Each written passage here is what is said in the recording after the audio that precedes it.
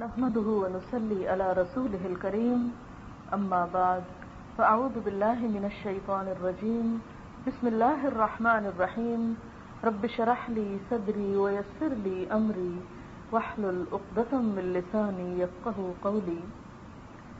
اللہ تعالیٰ کا لاکھ لاکھ شکر ہے کہ اس نے ہمیں انسان بنایا۔ وہ چاہتا تو کوئی بھی اور مخلوق بنا دیتا۔ مثلاً اگر وہ ہمیں انسان نہیں گدھا بناتا تو ہمارا حال کیا ہوتا، ہماری شکل و صورت کیا ہوتی، ہمارا لباس کیا ہوتا، ہماری آواز کیا ہوتی، ہماری خوراک کیا ہوتی، ہمارا کام کیا ہوتا۔ لیکن اس نے ہمیں گدھا نہیں انسان بنایا، عقل و شعور عطا کیا، اور یہ ہم نے اللہ تعالیٰ کو مشورہ نہیں دیا تھا۔ اللہ تعالیٰ کا یہ احسان ہے ہم پر کہ اس نے ہمیں انسان بنایا۔ پھر اس کے بعد یہ کہ اس کا ہم پہ بہت بڑا انعام ہے کہ اس نے ہمیں مسلمان پیدا کیا۔ اگر وہ ہمیں کسی کافر گھرانے میں پیدا کر دیتا تو ہم کیا کر سکتے تھے؟ افریقہ کے جنگلوں میں پیدا ہوتے اور نہ قرآن ہمارے پاس ہوتا، نہ کوئی رسول کا نام ہوتا، نہ کچھ اور ہوتا، ہم کیا کر سکتے تھے؟ کچھ نہیں۔ لیکن یہ اس کا بہت بڑا احسان ہے کہ اس نے ہمیں مسلمان گھرانے میں پیدا کیا۔ بہت سے لوگ ایسے ملکوں میں رہتے ہیں جہاں مسلمان اور غیر مسلم اکٹھے رہتے ہیں۔ یہاں بھی آپ دیکھتے ہوں گے اپنے آس پاس کئی غیر مسلم بھی ہوتے ہیں، کام کرتے ہیں۔ تو ہمیں جو اسلام ملا ہے یہ ہماری اپنی کسی کوشش سے نہیں ملا۔ اللہ تعالیٰ نے ہمیں مسلمان گھرانے میں پیدا کیا اور یہ اس کا احسان ہے ہم پر۔ اس کے بعد یہ کہ اس نے ہمیں اس دنیا میں طرح طرح کی نعمتیں عطا کی۔ اتنی نعمتیں ہیں کہ جن کو اگر ہم گننا چاہیں تو گن نہیں سکتے۔ قرآن پاک میں اللہ تعالیٰ فرماتے ہیں وَإِن تَعُدُّوا نِعْمَةَ اللَّهِ لَا تُحْصُوهَا، اگر تم اللہ کی نعمتوں کو شمار کرنا چاہو، گننا چاہو تو گن نہیں سکتے۔ یعنی نعمتیں تو بے شمار ہیں، اتنی ہیں کہ اگر آپ گننا چاہیں تو گن نہیں سکتے۔ لیکن اگر ہم صرف اپنے وجود پر ہی نظر ڈالیں، ہمارا جسم جو اللہ تعالیٰ نے ہمیں دیا ہے، اگر ہم اس پر ہی غور و فکر کریں تو کچھ چیزیں ہم دیکھ سکتے ہیں۔ میں آپ کے سامنے چند چیزوں کا ذکر کروں گی۔ مثال کے طور پر آپ دیکھیں کہ ہم نظر رکھتے ہیں، دیکھ سکتے ہیں۔ اگر ہم دیکھ نہ سکتے ہوتے تو یہ دنیا ہمارے لیے کتنی مختلف ہوتی۔ مثلاً ہم اپنے ماں باپ کو دیکھتے ہیں تو ہمیں کتنا سکون ملتا ہے، ہم اپنے بچوں کو دیکھتے ہیں تو ہمیں کتنی آنکھوں کی ٹھنڈک نصیب ہوتی۔ اگر ان پیارے پیارے رشتوں کو ہم دیکھ نہیں سکتے تو ہماری زندگی میں کتنی کمی ہو جاتی۔ ایک بہت بڑا امیر شخص تھا جس کا نام اوناسس تھا۔ وہ ایک یونانی تاجر تھا، دنیا کی سب سے بڑی جہاز ران کمپنی کا مالک تھا، زیتون کا کاروبار کرتا تھا۔ اسے دنیا کا امیر ترین شخص ہونے کا اعزاز حاصل تھا۔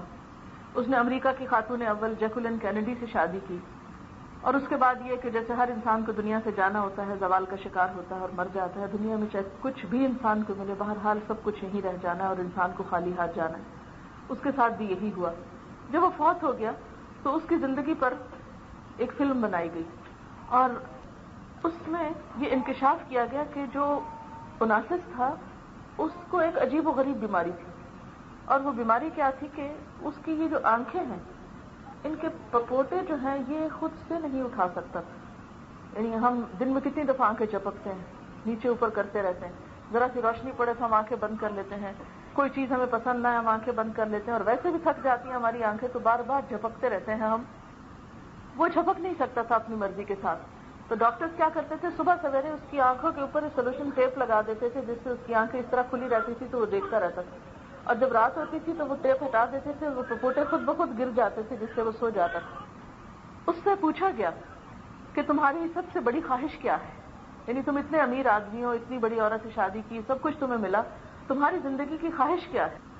تو وہ بہت حسرت سے بولا کاش میں ایک بار صرف اپنی پلکیں خود اٹھا سکوں۔ اس سے پوچھا گیا کہ تم اپنی اس خواہش کے عوض کیا دے سکتے ہو؟ اگر کوئی تمہاری یہ خواہش پوری کر دے کہ تم اپنی آنکھیں خود اٹھا لو تو کیا دو گے؟ کہنے لگا اپنی پوری دولت دے دوں گا۔ ساری دنیا سے امیر انسان تھا، کہنے لگا ساری دولت دے دوں گا اگر میں اپنی آنکھیں خود کھول سکوں۔ لیکن ہم مفت میں یہ سب کچھ ملا ہوا، ہم نے 1 روپیہ خرچ نہیں کیا اپنی آنکھوں چپکنے پر۔ لیکن سچے دل سے بتائیے میں نے اور آپ نے دن میں کتنی بار کبھی اس کا شکر ادا کیا کہ اللہ تیرا شکر ہے کہ ہم اپنی آنکھیں خود کھول اور بند کر سکتے ہیں۔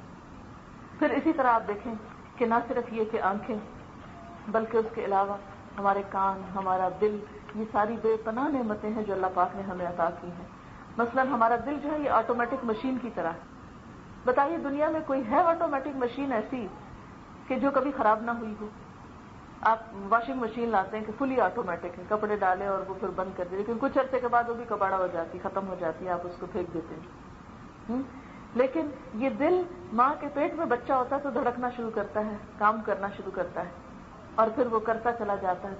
مثلا ایک شخص 80 سال کا ہے یا 90 سال کا ہے اور 100 سال کا ہو کے فوت ہوا تو 100 سال اس کا دل آٹومیٹیکلی کام کر رہا ہے. اچھا، جب آپ کوئی مشین چلاتے ہیں تو آپ کو کہیں نہ کہیں سے بجلی لگانی پڑتی ہے اس کے لیے، یا بیٹری ڈالنی پڑتی ہے. ہم نے اپنے دل میں تو کوئی بیٹری نہیں ڈال رکھی، کوئی بجلی کا پلگ نہیں لگا رکھا. پھر یہ مشین کیسے چلتی ہے؟ کون چلاتا ہے اس کو؟ سارا وقت اس میں خون پمپ کرتا رہتا ہے. کتنی بڑی نعمت ہے. اگر یہ 1 گھنٹے کے لیے اپنا کام چھوڑ دے تو ہم زندہ نہیں رہ سکتے. لیکن بتائیے کہ میں نے اور آپ نے اس دل کے دھڑکنے پر کتنا شکر ادا کیا. اسی لیے تو اللہ تعالیٰ فرماتے ہیں نا کہ وَجَعَلَ لَكُمُ السَّمْعَ وَالْأَبْصَارَ وَالْأَفْئِدَةَ قَلِيلًا مَا تَشْكُرُونَ. اس نے تمہارے لیے کان اور آنکھیں اور دل بنائے، لیکن تم کتنا کم شکر ادا کرتے، کتنا تھوڑا شکر ادا کرتے. پھر اسی طرح یہ ہماری زبان جو ہے بولنے کا کام بھی دیتی ہے، ذائقے کا کام بھی دیتی ہے. اگر اس کا ذائقہ چلا جائے تو دنیا میں کوئی علاج ایسا نہیں دریافت ہوا کہ ہم اپنی زبان بدلوا سکیں، یا اس کے اوپر کی لیئر جو ہے وہ ہٹا کے کوئی اور اوپر اسکن لگوا دیں تاکہ ہماری زبان کو ٹیسٹ آنے لگے. کوئی اس کی ریپلیسمنٹ نہیں ہے. پھر اسی طرح یہ جو ہونٹ ہیں ہمارے، اگر خدا نہ خواستہ ان کو کچھ ہو جائے، یہ ہونٹ نہ ہو تو ہم بول نہ سکیں، ہم کھا پی نہ سکیں. آپ کہتے پانی پینے کے لیے اگر یہ ہونٹ آپ سکیڑ لیں تو خالی دانتوں سے پانی نہیں پی سکتے، آپ خالی زبان سے نہیں بول سکتے جب تک کہ ہونٹ ساتھ نہ دیں. کہتے ہیں کہ 30% جو الفاظ ہیں وہ ہمارے ہونٹوں کے ذریعے ادا ہوتے ہیں. پھر اسی طرح آپ دیکھیں کہ ہمارے منہ کے اندر جو لعاب دہن ہے، اگر یہ لعاب دہن خشک ہو جائے تو ہم ایک لفظ نہ بول سکیں. کبھی ہوتا ہے نا کہ تھوڑا سا گلے میں کانٹا سا آ جاتا ہے یا خشک ہو جاتا ہے منہ، تو آپ کہتے ہیں کہ زبان سوکھ رہی ہے، پانی پی کے پھر بولتے ہیں، بات ہی نہیں ہو پاتی. بعض لوگوں کو اگر اس کی تکلیف ہو جائے کہ ان کے منہ میں لعاب دہن پراپرلی نہیں بنے تو ہر وقت پانی ان کو ساتھ رکھنا پڑتا ہے، ہر تھوڑی دیر کے بعد پانی منہ میں ڈالنا پڑتا ہے، تب وہ صحیح طور پر کام کر سکتے ہیں. تو آپ خود سوچیں کہ اگر صرف ہمیں یہی کرنا پڑ جائے کہ سارا دن منہ ہی گیلا کرنا پڑے، ذرا سوچیں تھوڑی دیر کے لیے، تو ہم دنیا کا کوئی اور کام نہ کر سکیں، نہ لکھ سکیں، نہ کھانا پکا سکیں، نہ کچھ اور کام کر سکیں، نہ صفائی کر سکیں، کہ ہر تھوڑی دیر کے بعد ہم کو منہ گیلا کرنا ہے. لیکن اس پر میں نے اور آپ نے کتنا شکر ادا کیا اللہ تعالیٰ کا. پھر سونگھنے کی قوت جو ہے، خدا نخواستہ اس کو کچھ ہو جائے تو کوئی ناک ٹرانسپلانٹ نہیں ابھی تک ہوتا، اور نہ ہی کوئی وہ خوشبو سونگھنے کی صلاحیت جو ہے وہ کوئی اور دے سکتا ہے ہمیں. پھر اسی طرح سننے کی طاقت جو ہے، یہ بھی اللہ تعالیٰ کی نعمتوں میں سے ایک بہت بڑی نعمت ہے. اگر خدا نہ خواستہ ہے کان میں کوئی خرابی ہو جائے تو کوئی دوسرا کان لا کے نہیں دے سکتا. وہ سننے کا آلہ تو لگاتے ہیں، لیکن آپ نے دیکھا ہوگا جن لوگوں کا وہ آلہ لگتا ہے ان کو کتنی بیچاروں کو پرابلم ہوتی ہے. پھر اسی طرح ہم دیکھتے ہیں کہ ہمارے پھیپھڑے جو ہیں، ہمارے ہاتھ پاؤں ریڑھ کی ہڈی، یہ سب کچھ خود بخود کام کر رہے ہیں. آپ دیکھیں کہ جانوروں کے اندر بھی ریڑھ کی ہڈی ہوتی لیکن وہ کھڑے نہیں ہو سکتے. ایسا گدھے کے اندر بھی یہ ہڈی ہوتی مگر وہ سیدھا نہیں کھڑا ہو سکتا، اس بیچارے کو ایسے ہی کھڑا ہونا پڑتا، بھینس کو ایسے ہی کھڑا ہونا پڑتا ہے. لیکن یہ انسان ہے کہ اللہ نے اس کو سیدھا کیا، مگر ہم اس کا شکر ادا کرنے کی بجائے گردن اور اکڑا لیتے ہیں اور تکبر میں مبتلا ہو جاتے ہیں اور اللہ کے آگے جھکتے نہیں ہیں، عاجزی نہیں پیدا کرتے اپنے اندر. پھر اسی طرح جگر ہمارا جو ہے، لیور، یہ ایک ایسی بڑی نعمت ہے. کہتے ہیں کہ 40 فیکٹریوں کا کام کرتا ہے یہ. اگر یہ خراب ہو جائے تو جگر ٹرانسپلانٹ کرانے پہ 40 لاکھ روپے کم از کم لگتا ہے، اور وہ بھی صرف 6 ماہ کام کرتا ہے، اس کے بعد وہ بھی کام نہیں کرتا. تو آپ خود سوچیں کہ دنیا بھر کی دولت ہم خرچ کر ڈالیں تو یہ ساری نعمتیں اپنے اندر نہیں ڈال سکتے جو اللہ تعالیٰ نے ہمیں مفت میں دی ہیں. اب سوال یہ پیدا ہوتا ہے کہ ان ساری نعمتوں کو دے کر اللہ تعالیٰ ہم سے کیا چاہتے ہیں؟ کیا ہم سے وہ پیسے چاہتے ہیں کہ لوگوں دنیا میں جاؤ، خوب مال کماؤ، پیسہ لے کر آؤ تو پھر میں تمہیں جنت دوں گا، پھر میں تم سے راضی ہوں گا؟ لگتا تو ایسے ہی ہے، اس لیے کہ ہم سب اسی کے پیچھے ہی بھاگ رہے ہیں اور تو کسی کام کے لیے وقت ہی نہیں رہتا ہم کو. نماز پڑھنے کا صحیح وقت نہیں ہے، دین سیکھنے کا نہیں ہے، سکھانے کا نہیں ہے، اور کوئی کام کرنے کا نہیں، اس لیے کہ ہر وقت پیسہ بنانے کی دھن ہے. پھر اسی طرح اور جتنی بھی نعمتیں ہمیں اللہ تعالیٰ نے دی ہیں تو سوچنے کی بات یہ ہے کہ ان نعمتوں کو پا کر اللہ تعالیٰ ہم سے کیا چاہتے ہیں. وہ مال نہیں چاہتے ہم سے، اور نہ وہ ہمارا مال دیکھتے ہیں، یعنی دیکھنے سے مراد ویسے تو دیکھتے ہیں لیکن یہ تو وہ اس سے امپریس نہیں ہوتے کہ کس کے پاس کتنے پیسے اور کون کتنے پیسے رکھتا ہے، کون کتنا مالدار ہے، کتنی جائیداد پراپرٹی ہے کسی کے نام پر، اس کو اس سے کوئی دلچسپی نہیں. ان اللہ لا ينظر الى صورکم واموالکم ولکن ينظر الى قلوبکم واعمالکم. اللہ نہ تمہاری شکلیں دیکھتا ہے نہ تمہارے مال دیکھتا ہے، وہ تو تمہارے دل دیکھتا ہے اور تمہارے اعمال دیکھتا ہے، تمہاری نیتیں دیکھتا ہے اور تمہارے عمل کو دیکھتا ہے کہ تم کیا کرتے ہو. تو وہ ہم سے نہ تو ہمارا مال چاہتا ہے. پھر کیا اللہ تعالیٰ ہم سے کوئی خدمت کرانا چاہتا ہے اپنی؟ نہیں، خدا نخواستہ ایسی کوئی بات نہیں ہے. اس کو تو کسی کی کوئی ضرورت ہی نہیں ہے، ضرورت مند تو ہم ہیں. یا ایھا الناس انتم الفقراء الی اللہ، اے لوگو تم سب اللہ کے محتاج ہو. واللہ هو الغنی الحمید، اور اللہ وہ بے نیاز ہے، تعریف والا، اس کو کسی کی ضرورت نہیں. پھر وہ ہم سے کیا چاہتا ہے کہ ہم کیا کریں؟ اس نے ہمیں کیوں بنایا؟ وہ ہم سے کس بات کا تقاضا کرتا ہے؟ یہ ساری نعمتیں دے کر وہ ہم سے کیا چاہتا ہے؟ وہ چاہتا یہ ہے کہ ہم اس کو پہچانیں، اس کی عبادت کریں، اس کا شکر ادا کریں. ان نعمتوں کو پا کر نہ وہ قیمت چاہتا ہے ہم سے، نہ ہی ہم سے کوئی اور چیز چاہتا ہے، نہ کوئی خدمت چاہتا ہے، نہ کوئی معاوضہ چاہتا ہے. وہ چاہتا ہے کہ ہم اس کی ان نعمتوں کا شکر ادا کریں. یہ سب نعمتیں اس نے دی ہیں تاکہ ہم شکر گزار بندے بن جائیں. اب سوال یہ پیدا ہوتا ہے کہ شکر کس طرح ادا ہو، یعنی کیا کریں شکر ادا کرنے کے لیے، بندگی کے لیے ہم کیا کریں؟ تو سب سے پہلی بات یہ ہے کہ ہم یہ سمجھیں کہ یہ سب کچھ ہمیں اللہ تعالیٰ نے دیا ہے، کسی اور کے ہاتھ میں نہیں ہے یہ دینا، صرف وہی دینے والا ہے. اس کے ساتھ کسی کو شریک نہ ٹھہرائیں. پہلی بات تو یہ ہے، یعنی یہ نعمتیں اس نے دی ہیں، اس کی طرف سے ہیں، یہ سب اس کا کمال ہے، کسی اور کا نہیں ہے. کیونکہ بعض اوقات لوگوں کو جب دنیا میں کوئی تکلیف آتی ہے، بیماری آتی ہے، کوئی دکھ آتا ہے، کوئی پریشانی آتی ہے، تو وہ کیا کرتے ہیں؟ اللہ تعالیٰ کو بھول کر اور چیزوں کی طرف متوجہ ہوتے ہیں. مثلا بعض لوگ اگر اولاد نہیں تو وہ کیا کرتے ہیں کہ کسی قبر کے پاس جائیں گے یا کسی اور ایسے بزرگ کے پاس جائیں گے اور ان سے اولاد مانگیں گے. تو یہ سب چیزیں پھر کس میں آ جاتی ہیں؟ شرک میں آ جاتی ہیں. تو نعمتوں کو پا کر نعمتوں کے شکر میں پہلی چیز اعتراف نعمت ہے کہ واقعی یہ ہیں نعمتیں اور اللہ تعالیٰ کی دی ہوئی نعمتیں ہیں. دوسری بات یہ کہ ان نعمتوں کو پا کر، ان نعمتوں کو حاصل کر کے ان کو اللہ کی مرضی کے مطابق استعمال کیا جائے. یعنی جو کچھ بھی ہمیں ملا ہے ان نعمتوں کو، ان چیزوں کو ہم صحیح طریقے پر استعمال کریں. اور صحیح طریقہ کون سا ہے؟ جو اللہ تعالیٰ کا پسندیدہ ہے. اور وہ کون سا ہے؟ جو نبی صلی اللہ علیہ وسلم کی سنت کے مطابق ہے. اس طریقے پر. اب مثال کے طور پر کیسے؟ مثلا اگر اللہ تعالیٰ نے ہمیں زبان دی ہے، یا اللہ تعالیٰ نے ہمیں آنکھیں دی ہیں، یا ہمیں دل دیا ہے، یہ تو ہم مان لیے کہ یہ سب کچھ اسی نے دیا ہے. اب یہ کہ ان سے وہ کام لے جس سے وہ راضی ہو جائے. مثلا زبان سے ایسی باتیں کریں کہ جو اللہ کی پسند کی ہوں، اور وہ باتیں نہ کریں جو اللہ تعالیٰ کو ناراض کرنے والی ہوں. لیکن اگر ہم اپنی زندگیوں کا جائزہ لیں اور ہم اپنے اوپر غور و فکر کریں تو ہم خود اپنے آپ سے سوال کریں کہ ہم اپنی زبان کو کن چیزوں میں استعمال کرتے ہیں. کیا اللہ تعالیٰ کی مرضی کے مطابق، کیا اس کو راضی کرنے کے کاموں میں، یا ادھر ادھر کی فضول باتوں میں؟ ہماری زبان اللہ کا ذکر کتنا کرتی ہے؟ کیونکہ آپ دیکھیں نا، جو چیز آپ کے دل میں ہوتی ہے وہ زبان کو خود ہی آنے لگتی ہے. تو مشکل نہیں ہوتی اس کو زبان پہ لانے میں. اگر دل میں اللہ تعالیٰ کی محبت ہو، دل میں اس کی نعمتوں کی قدردانی ہو، دل میں شکر گزاری کے جذبات ہوں، تو پھر ہو نہیں سکتا کہ زبان ذکر نہ کرے. اسی لیے وہ دعا سکھائی گئی نا کہ رب اجعلنی لک شکارا لک ذکارا، اے اللہ مجھے اپنا بہت زیادہ شکر کرنے والا اور بہت زیادہ ذکر کرنے والا بنا. تو اس لیے شکر ادا کرنے میں کیا کرنا ہے؟ اللہ کی نعمتوں کو اللہ کی مرضی میں استعمال کرنا ہے، اللہ سبحانہ و تعالیٰ کی پسند کے مطابق. اور اس میں ایک ایک چیز کو آپ دیکھ سکتے ہیں، اپنا حساب خود لے سکتے ہیں. مثلا زبان ہے تو زبان سے اللہ سبحانہ و تعالیٰ کا ذکر کرنا ہے.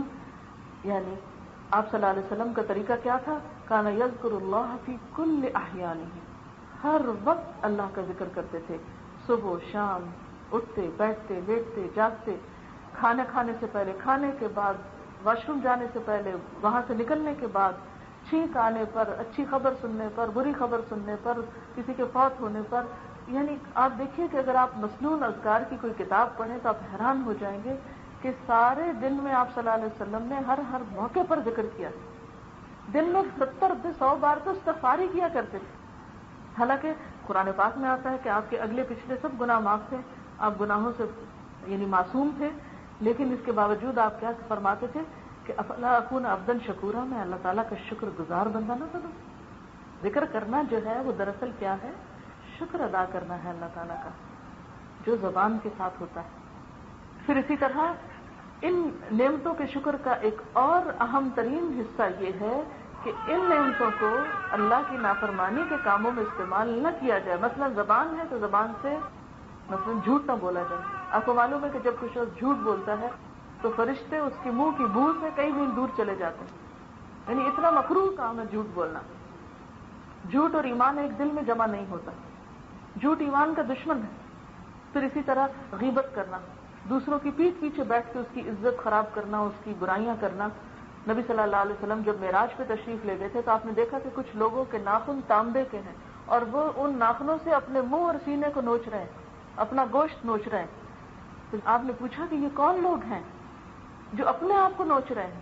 تو بتایا گیا کہ یہ وہ لوگ ہیں کہ جو دوسروں کی پیٹھ پیچھے ان کی برائیاں کرتے تھے اور ان کی عزت کو پامال کرتے تھے، ان کی عزت سے کھیلتے تھے. آج ہم لوگوں کا شغل اور مشغلہ بن گیا ہے کہ اپنی تو کوئی بات یاد نہیں، نہ اپنی کوتاہیاں، نہ عیب، نہ غلطیاں، ہر وقت دوسروں کے عیب چننے میں لگے رہتے ہیں. کیا فرمایا قرآن پاک میں اللہ تعالیٰ نے؟ وَيْلٌ لِكُلِّ هُمَزَةٍ لُمَزَةٍ، ہلاکت ہے، تباہی ہے ہر اس شخص کے لیے جو تانا دینے والا ہو، عیب جوئی کرنے والا. تو جو شخص بھی دوسروں کے عیب کے پیچھے پڑ جاتا ہے تو اللہ تعالیٰ اس کو اس کے گھر میں رسوا کر کے چھوڑتا ہے. تو ہمیں اپنی زبان سے ان ساری باتوں کو چھوڑ دینا چاہیے، کیونکہ نبی صلی اللہ علیہ وسلم نے فرمایا کہ اللہ تعالیٰ پسند نہیں کرتے کس چیز کو؟ مال کے ضائع کرنے کو، سوالوں کی کثرت کو، اور کیل و کال کو، بحث مباحثے کو، فضول لغویات کو، گفتگو کو. کامیاب مومنوں کی تعریف کیا بیان کی گئی ہے قرآن پاک میں؟ قد افلح المؤمنون الذین هم فی صلاتهم خاشعون، اور پھر والذین هم عن اللغو معرضون، کہ یقیناً کامیاب ہو گئے وہ مومن جو اپنی نمازوں میں خشوع اختیار کرتے ہیں اور وہ جو لغو باتوں سے پرہیز کرتے ہیں. لغو کیا؟ بے مقصد، بے فائدہ. اور ویسے بھی لوگوں کی باتیں کرتے رہنا اور واقعات پہ بے وجہ میں تبصرہ کرتے رہنا اور بحث مباحثے کرتے رہنا اور لوگوں کی برائیاں اور چغلیاں اور غیبت کرتے رہنا، یہ سراسر اپنی ذات کا نقصان ہے. ہم تو کسی کو لیٹ ڈاؤن کر رہے ہوتے ہیں نا، یا کسی کو نیچا دکھا رہے ہوتے ہیں، حالانکہ اپنی نیکیاں اس کو بھیج رہے ہوتے ہیں. اس لیے اس چیز سے پرہیز کرنا یہ کیا ہے؟ زبان کی نعمت ملنے پر اللہ کا شکر. پھر اسی طرح کانوں سے وہ چیزیں نہ سنی جائیں کہ جو اللہ تعالیٰ کو ناپسند ہے. لیکن کس قدر افسوس کی بات ہے کہ آج گھر گھر میں میوزک ہو رہا ہے. یعنی کہیں پر بھی ٹیلی ویژن ہو، آپ کھولیں خبریں ہی سنیں گے تو آپ پہلے تو میوزک سنیں گے. پھر اسی طرح آپ دیکھیں کہ چلو وہ تو ایک اور بات ہے، اضطراری ہو گیا، لیکن ہم تو اختیاری میوزک سنتے رہتے ہیں. یعنی بہت سے لوگوں کا مشغلہ ہی کیا ہے، پسندیدہ کام ان کا کیا ہے؟ میوزک سننا، اٹھتے بیٹھتے کھاتے پیتے، حتیٰ کہ واش روم تک میں لوگ گاتے بجاتے جا رہے ہوتے ہیں. یعنی یوں لگتا ہے کہ زندگی کا مقصد ہی یہ رہ گیا ہے. تو یہ کیا ہے؟ یہ اللہ تعالیٰ کا ذکر تو ہم نہ سنتے ہیں نہ کرتے ہیں. ابھی ہم حرم میں تھے تو میں نے یہ بات بہت نوٹ کی کہ عموماً جب قرات شروع ہوتی ہے تو بچے چیخ دھاڑ مچا دیتے ہیں، اتنا شور کرتے، اتنا روتے چیختے ہیں. وہ حیرانی ہوتی ہے کہ اللہ کا ذکر ہو رہا ہے، ان کو کیا ہو گیا، یہ کیوں چیخ رہے ہیں؟ پھر مجھے یہ بات سمجھ میں آئی کہ اگر یہ روز گھر میں تلاوت سنیں، روز ان کے گھر میں قرآن پاک کا کیسٹ لگے، یہ بچے روز سنیں، تو یہ یہاں آ کے چیخے نہیں، یہ قرآن سن کے ڈرے نہیں، یہ قرآن سن کے روئے نہیں، بلکہ قرآن کی آواز سے ساتھ ہی خاموش ہو جائیں، آرام سے بیٹھ کے سنیں. کیونکہ یہ بات تجربے سے ثابت ہوئی ہے. برطانیہ میں اس پر ایک تجربہ ہوا کہ کچھ ماؤں کو جب بچے ان کے پیٹ میں تھے تو ایک خاص قسم کا میوزک سنایا گیا. جب وہ بچے پیدا ہوئے تو وہ جب روتے تھے ان کو وہ میوزک سناتے تھے، وہ چپ ہو جاتے تھے جو وہ ماں کے پیٹ میں سنتے رہے. تو اس سے وہ تجربہ کیا کہ جس آواز سے بچے مانوس ہوتے ہیں اس کو سن کر ان کا خوف دور ہو جاتا ہے. لیکن ہمارا حال کیا ہے کہ ہمارے بچے قرآن سن کے رونا شروع کر دیتے ہیں. ماں نماز پڑھنے لگتی، بچے رونا شروع کر دیتے. کیوں روتے ہیں؟ اگر ماں پہلے دن سے نماز پڑھتی ہو ان کے سامنے تو بچوں کو پتا ہو کہ ماں نے اتنی دیر تو خاموش ہونا ہی ہے، یہ تو اس کا کام ہے. یہ تو دن میں 5 دفعہ ایسے ہوتی ہے، اس لیے وہ بھی ساتھ کھڑا ہو جائے گا، وہ بھی سجدے کرنے لگے گا، وہ بھی آگے آ کے لیٹ جائے گا، لیکن وہ روئے گا نہیں، وہ چیخے چلائے گا نہیں.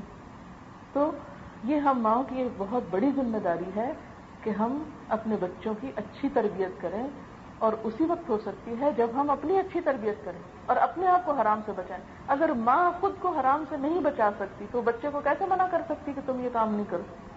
اگر ہم خود اپنے گھروں میں فلمیں دیکھ رہے ہوں بیٹھ کے تو ہم بچوں کو کس طرح منع کر سکتے ہیں کہ وہ نہ دیکھیں؟ جس چیز سے ہم خود نہ رک سکتے ہوں ہم دوسروں کو روک ہی نہیں سکتے. یعنی باہر کی تبلیغ تو چھوڑیں، ہر ماں گھر میں ایک مبلغہ ہے، ایک معلمہ ہے. ماں کی گود جو ہے وہ ایک مدرسہ ہے.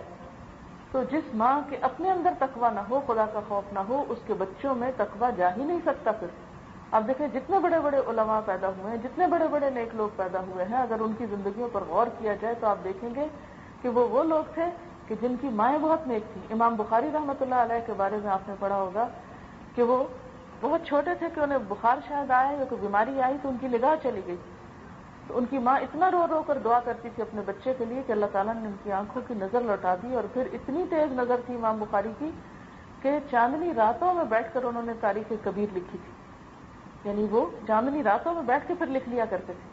تو یہ کیا تھا؟ ماں کی تربیت تھی. تو ہم سب جو ہیں وہ اپنی ذمہ داریوں کو پہچانیں اور اپنے فرائض کو پہچانیں اور اللہ تعالیٰ کی ان نعمتوں پر شکر ادا کریں جو اس نے ہمیں دی ہے. پھر اسی طرح آپ دیکھیں کہ ہمارے قدم یا پاؤں اللہ کی نعمت ہے، تو ان قدموں سے چل کے جانا نیکی کے کاموں کے لیے یہ شکر ادا کرنا ہے، اور غلط کاموں کے لیے جانا، گناہ کے راستوں پہ جانا، یہ اللہ تعالیٰ کی ناشکری میں آ جاتا ہے. اب آپ دیکھیں کہ مثال کے طور پر مساجد جو ہیں وہ اللہ تعالیٰ کی سب سے پسندیدہ جگہ ہے، اور بازار جو ہے وہ سب سے زیادہ ناپسندیدہ جگہ ہے. ہم اپنے دل سے پوچھیں ہمارا دل کہاں زیادہ لگتا ہے؟ یعنی ہر عورت کے اندر ایک خاص شوق ہوتا ہے کہ کب بازار جائیں، کون سی نئی چیزیں خریدنا ہو یا نہ ہو. پھر ہمیں نہیں یاد ہوتا کہ بچے چھوٹے ہیں، نہ یاد ہوتا کہ کھانا پکا کے نہیں، بس جو موقع ملا کوئی آفر آئی بس چل پڑے. تو اب ان قدموں کا کیا حساب دیں گے؟ یعنی مسجد جاتے ہوئے تو ہے ہمارے پاؤں میں درد ہے اور آج یہ مشکل ہے وہ ہے، یا کہیں دین کے درس سننے کے لیے یا اور کوئی نیکی کا کام کرنے کے لیے ہم طاقتوں کو کیسے استعمال کریں. پھر اسی طرح مثلا مال جو ہے وہ اللہ کی نعمت ہے. ہم سب سوچیں کہ ہم اپنا مال کن کاموں میں استعمال کرتے ہیں، حلال کاموں میں یا حرام میں. مال حلال طریقے سے حاصل کرتے ہیں یا حرام طریقے سے حاصل کرتے ہیں. کہیں ایسا تو نہیں کہ کسی کا غصب کیا ہو یا کسی کا حق مارا ہو یا کسی کے ساتھ زیادتی کی ہو یا کسی کا ناجائز ہتھیایا ہو. پھر اسی طرح آپ دیکھیں کہ ہمارا جسم جو ہے، ہماری صحت جو ہے، یہ بھی اللہ کی نعمتوں میں سے ایک بہت بڑی نعمت ہے. تو اس کا شکر کیسے ادا کریں گے کہ اپنے جسم کو اللہ تعالیٰ کی عبادت میں تھکائیں گے اور غلط کاموں سے بچائیں گے. پھر اسی طرح آپ دیکھیں نہ صرف یہ کہ نیکی کے کاموں میں لگانا بلکہ سستی اور کاہلی سے بچانا، یہ بھی ایک شکر ادا کرنا ہے. ورنہ ہم بعض اوقات کیا کرتے ہیں، محض سستی کاہلی کے مارے پڑے رہتے ہیں، کوئی کام نہیں کرتے. پھر اسی طرح اولاد جو ہے یہ اللہ کی ایک نعمت ہے، تو اس کو اچھی تربیت دینا تاکہ وہ آپ کے لیے صدقہ جاریہ بنے، یہ اللہ تعالیٰ کی اس نعمت کا شکر ادا کرنا ہے. پھر اسی طرح آپ دیکھیں کہ وقت جو ہے یہ اللہ تعالیٰ کی ایک بہت بڑی نعمت ہے. تو اس وقت کو اچھے کاموں میں استعمال کرنا، اس کا شکر ادا کرنا ہے، اور وقت کو ضائع کرنا اور وقت کو بیکار کاموں میں لگانا یہ اللہ تعالیٰ کی ناشکری ہے. اور پھر بات یہ ہے کہ جو شکر ادا کرتا ہے وہ اپنا ہی فائدہ کرتا ہے. قرآن پاک میں اللہ تعالیٰ فرماتے ہیں وَمَن يَشْكُرْ فَإِنَّمَا يَشْكُرُ لِنَفْسِهِ، اور جو شکر ادا کرتا ہے وہ اپنے ہی ذات کے لیے کرتا ہے، اپنے ہی فائدے کے لیے کرتا ہے. اور پھر شکر ادا کرنے کے لیے جو بہترین لفظ ہے وہ کیا ہے؟ الحمدللہ. اور الحمدللہ کا فائدہ کیا ہے کہ الحمدللہ تملأ المیزان، میزان کو بھر دیتا ہے. اور اٹھتے بیٹھتے مثلاً آپ کھانا ہی پکا رہی ہیں تو اس وقت اگر آپ یہ سوچیں کہ کتنے گھرانے ایسے ہیں کہ جن کو یہ میسر نہیں جو میری ہنڈیا پہ پک رہا ہے. اگر آپ سوچیں کہ دنیا میں کتنے ہی ملکوں میں قحط پڑ رہا ہے، یعنی آج کل بھی زمبابوے کا علاقہ جو ہے اس میں شاید 20,000 لوگ پر ویک مر رہے ہیں. اس طرح 1-2 دن پہلے میں نے خبر سنی تھی کیوں؟ قحط کی وجہ سے، ایڈز کی وجہ سے اور بیماریوں کی وجہ سے، کیونکہ جب کھانے کو نہیں ملتا تو ہر بیماری حملہ آور ہوتی ہے۔ مثلا خاتون نے کھانا ہے، کھانا بھی پکا رہے ہیں تو ہم شکر ادا کرتے، اللہ تعالیٰ شکر ہے تو نے یہ دیا، اللہ تعالیٰ شکر ہے تو نے یہ دیا، کھائیں تو شکر ادا کریں، دیں بچوں کو تو شکر ادا کریں، اور ان لوگوں کا سوچیں کہ جن کے پاس یہ کھانا نہیں ہے، جن کو اگلے وقت کے کھانے کے لیے ہاتھ پھیلانا پڑتا ہے۔ اپنے ہی ملکوں میں ہم دیکھیں کہ کتنے ہی بے شمار لوگ ہیں جو بھوکے ہیں، جن کے پاس لباس نہیں، جن کے پاس تعلیم نہیں۔ اللہ تعالیٰ ہمیں اس کی توفیق عطا فرمائے۔ وآخر دعوانا ان الحمد للہ رب العالمین۔ سبحانک اللہم وبحمدک، نشہد ان لا الہ الا انت، نستغفرک ونتوب الیک۔ والسلام علیکم ورحمۃ اللہ وبرکاتہ۔